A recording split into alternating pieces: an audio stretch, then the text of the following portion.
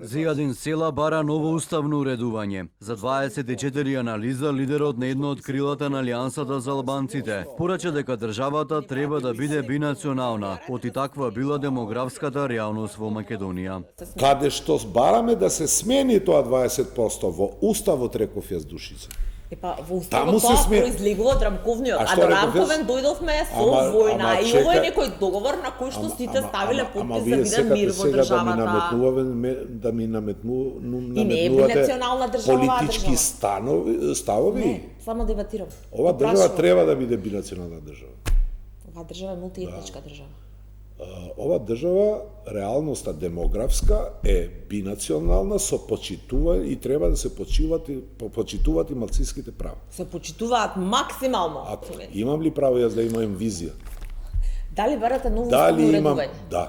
Премиерот Христијан Мицкоски за време на почетокот на спортските игри не сакаше да коментира за барањето на Села. Порача да се остават политичарите на минатото во минатото.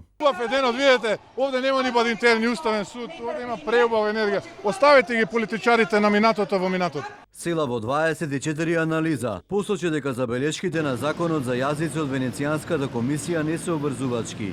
Законот според него морал да се спроведе во сите институции на системот. Ако председателот на ДУИ Али Ахмети Ивлен, како што рече Села, не повикаат средба на албанските партии, тој ќе биде лично иницијатор и ќе ги повика лидерите на сите партии на албанците во Македонија на заеднички договори и единствени позиции околу Европската унија, албанскиот јазик и изборниот модел.